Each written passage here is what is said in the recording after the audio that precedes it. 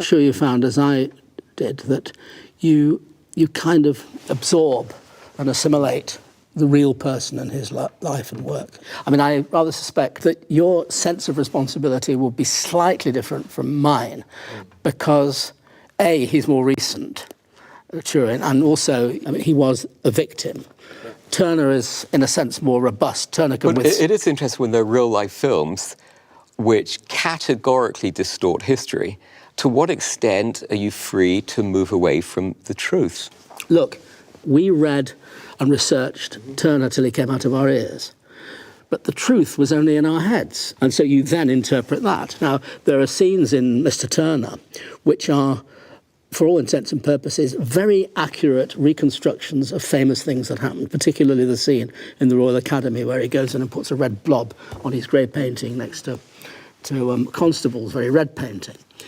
But if you got into a time machine and you went back, you can be absolutely sure that what you would see would bear no resemblance whatever to what's in the film, because, you know... Well, let's take something more recent, like, I mean, Angie, when you were dealing with World War II and the Japanese, how did you deal with that ethically? What questions did you ask yourself? I wasn't doing a story about World War II to me. I was doing a story about a man and his life. And his life was beyond World War II, and the meaning of his life certainly expanded beyond it. And his personal relationship to the Japanese was what was important to our story. And his personal relationship was very particular. He's a man who raced and enjoyed and had camaraderie with the Japanese during the Olympics. He's a man who then was held captive by the Japanese and went through many tortures, but he also had Japanese prison guards have sympathy for him and help him, and he credits some with saving his life. So he had a very different view. He came back full of hate. He changed that view through his faith and through his understanding that the hate would only destroy him.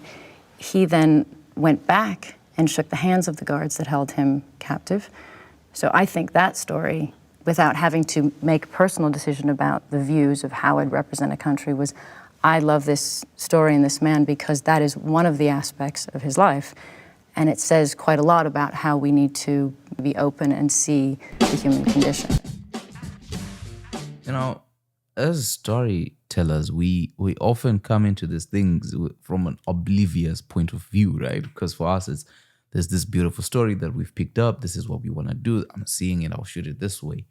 But often, you know, we live in a real world. We live in reality, and the work that we do has greater impact. You know, this influences and shapes how people perceive things.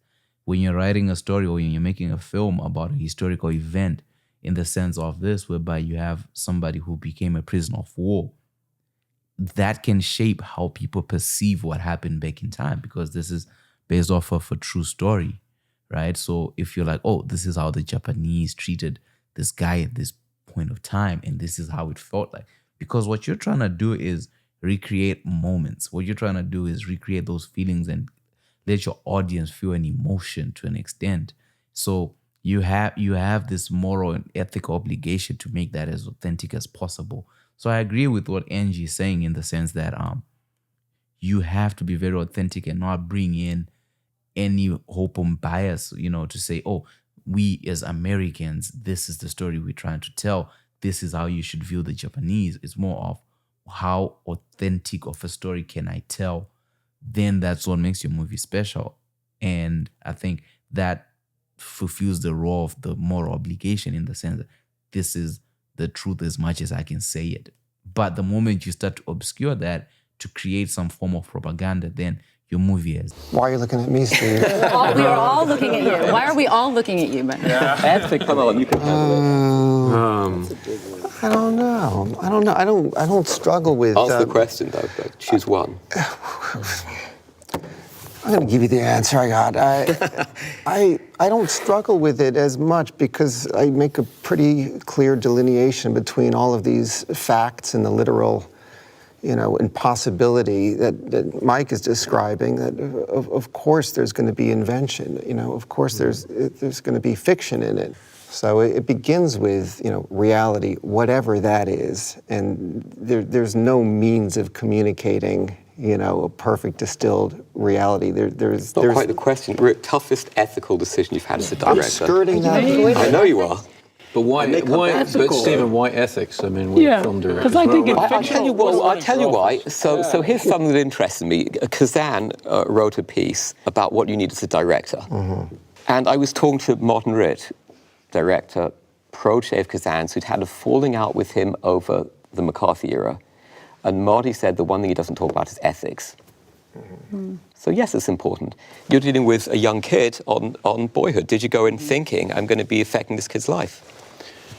It's a good question. Of course I thought that. Not just his life. My own daughter's in the movie, and the adults in the movie were making an adult professional decision, but I'm dealing with a 7 and a 9-year-old, and they're committing to this long-term project, you know. But my hope was that it would be a positive thing in their lives, and that it would just be this artistic, fun thing to do every year. And it ended up being that way. But I was pretty confident I would make it a fun thing. You know, kids like movie sets, a lot of food, a lot of, you know.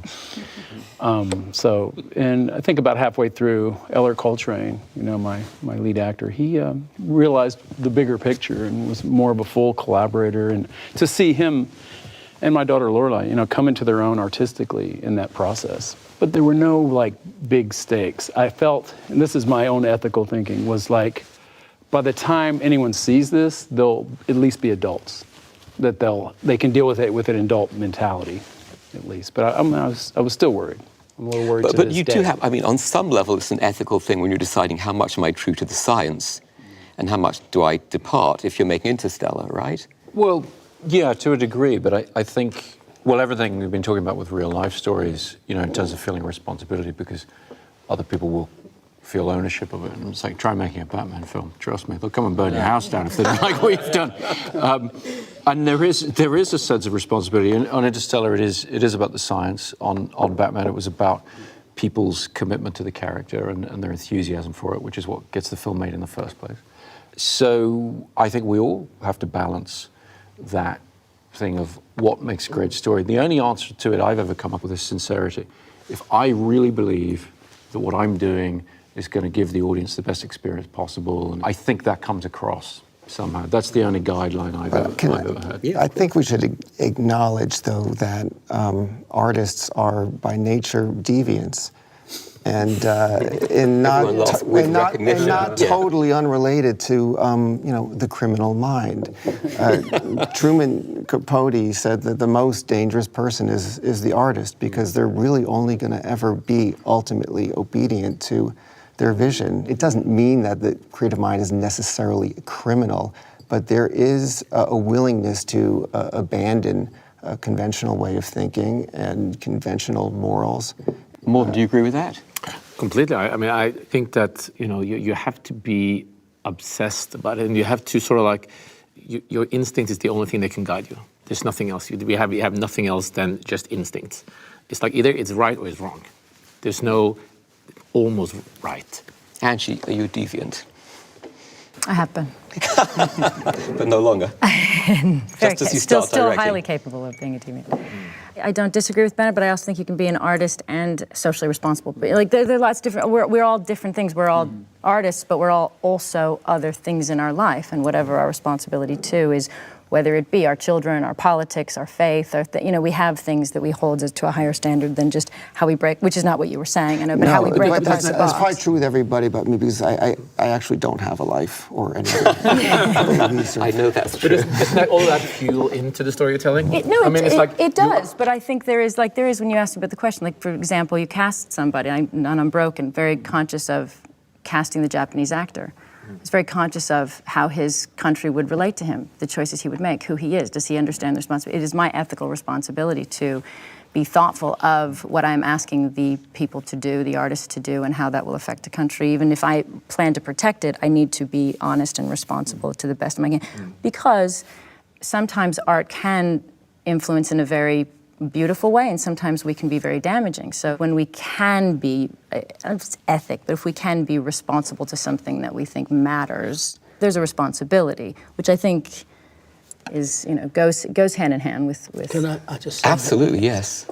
this question of moral dilemmas? And, I mean, I think it's absolutely true that we are all entirely deviant, and it's absolutely true that you really can't get down to a decent film unless you are motivated by caring about people. Those things are not mutually exclusive.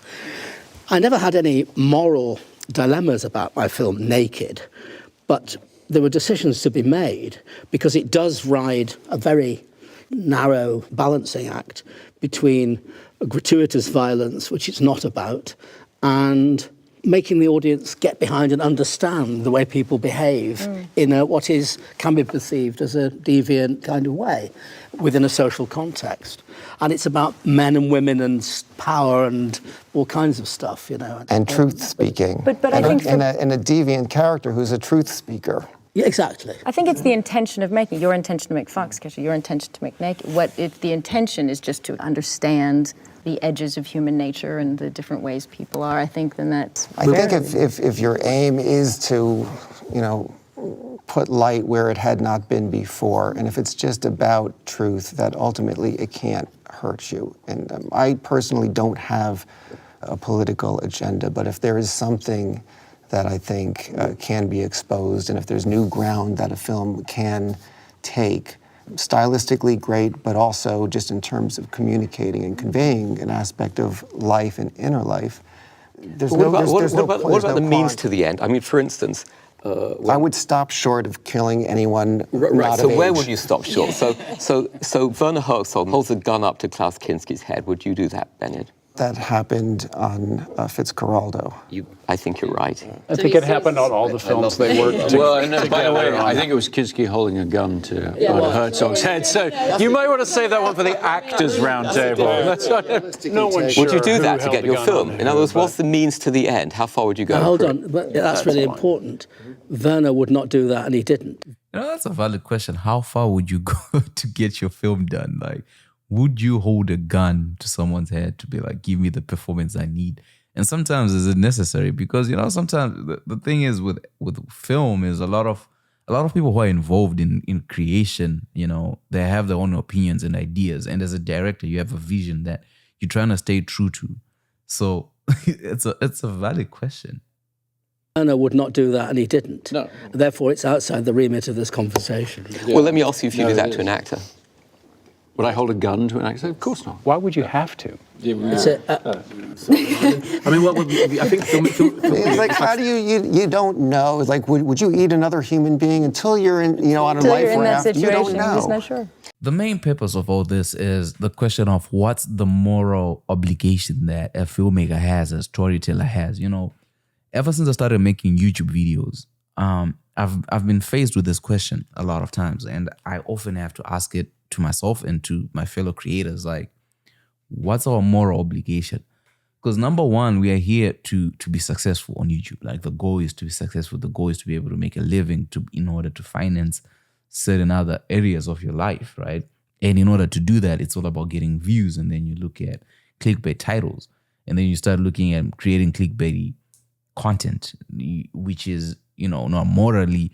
You know, people make videos like how to be a millionaire, but you have $0 in your bank account. But while you're doing that is you're hoping people watch that video, and you're hoping that video generates millions for you, right?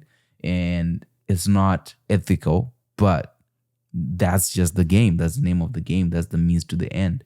So you get into these zones, you get into these phases where we have to start asking ourselves these questions. To what extent are we ethically obliged to keep, you know, to separate the work from reality?